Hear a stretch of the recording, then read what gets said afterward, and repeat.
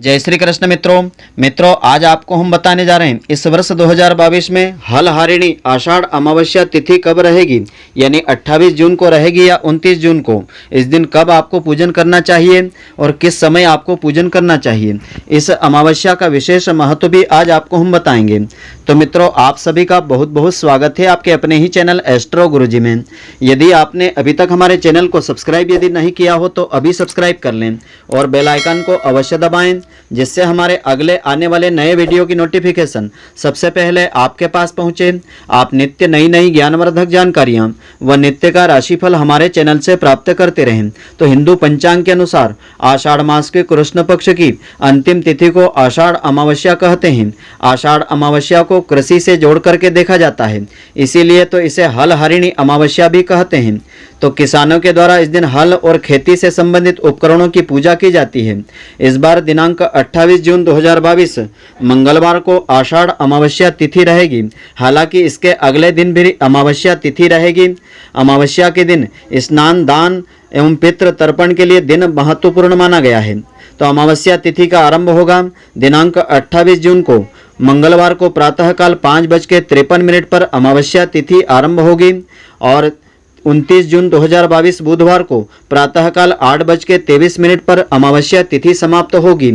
जिन लोगों को पूजन करना हो वे लोग दिनांक 28 जून मंगलवार को पूजन कर सकते हैं और जिनको स्नान, दान आदि कर्म करना है वे 29 जून के दिन कर सकते हैं।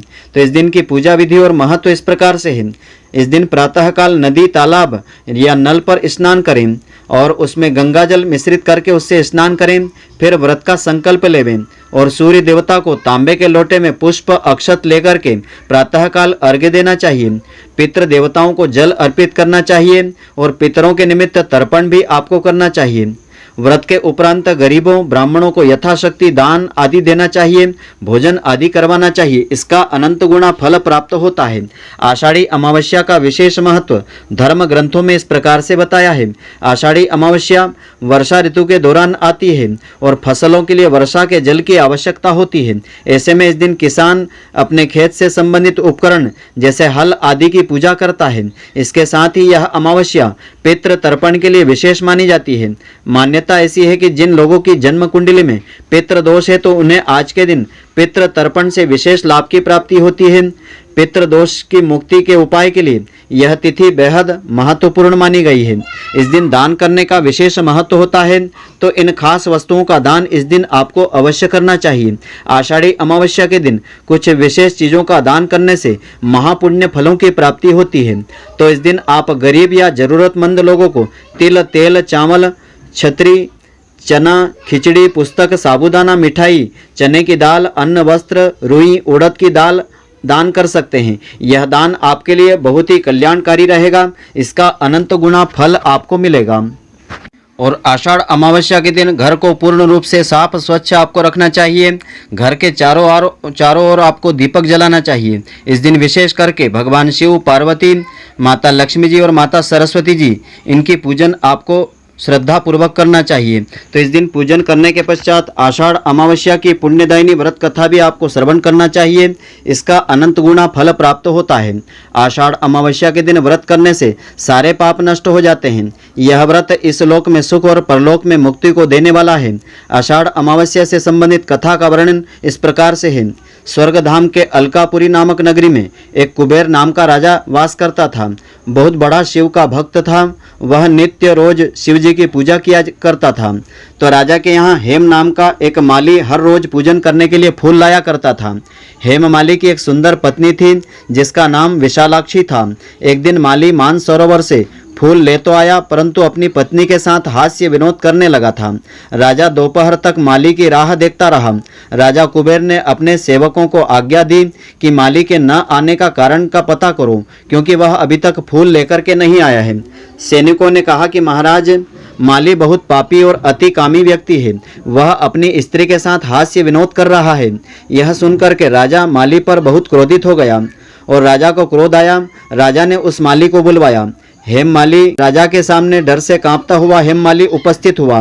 राजा कुबेर ने गुस्से में आकर के माली को डांटते हुए कहा, उसने परम पूजनीय ईश्वर शिवजी महाराज का अनादर किया है, इसलिए वह स्त्री का वियोग सहेगा और मृत्यु लोक में जाकर के कोहड़ी हो जाएगा।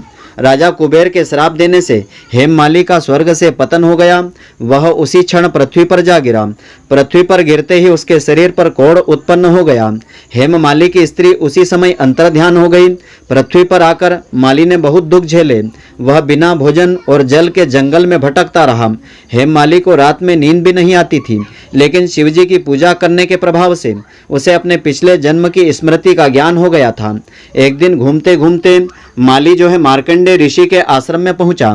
उसने देखा कि वह ऋषि ब्रह्मा से भी अधिक वृद्ध थे और आश्रम ब्रह्मा की सभा के समान दिखाई देता था।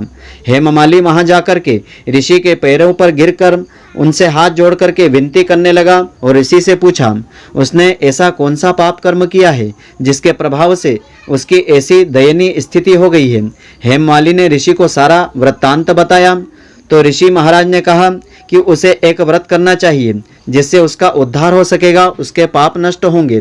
तब ऋषि ने बताया कि आषाढ़ मास की कृष्ण पक्ष की योगिनी एकादशी का व्रत विधि पूर्वक करें तो उसके सारे पाप नष्ट होंगे।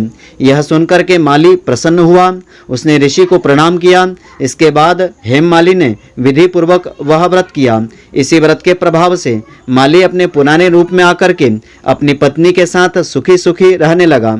इस व्रत को करने से उसके सारे पाप नष्ट हो गए और उसे स्वर्ग लोक में स्थान मिल गया। तो आषाढ़ अमावस्या के दिन कौन कौन से ऐसे कर्म हैं जिनको आपको करने से बचना चाहिए। आषाढ़ अमावस्या के दिन खेतों में हल नहीं चलाना चाहिए, खेत में जोतना नहीं चाहिए।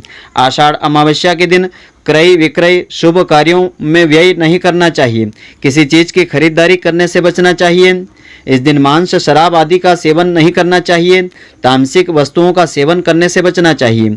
आषाढ़ अमावस्या के दिन घर में किसी प्रकार की गंदगी नहीं होना चाहिए। घर को साफ स्वच्छ आपको रखना चाहिए। पूर्ण पवित्रता के साथ इस दिन पूजन अर्चन करने के पश्चात आषाढ़ अमावस्या की व्रत कथा सुनने से अनंत गुणा फलों की प्राप्ति होगी। आपकी जो मनोकामना होगी वह श्री हरि की कृपा से पूर्ण होगी। तो मित्रों, आशा करता हूं कि आपको हमारी यह ज्ञानवर्धक जानकारी पसंद आई होगी। यदि आपको पसंद आई हो तो आप हमारे वीडियो को लाइक व शेयर अवश्य करें। धन्यवाद। जय श्री कृष्ण मित्रों, फिर मिलेंगे।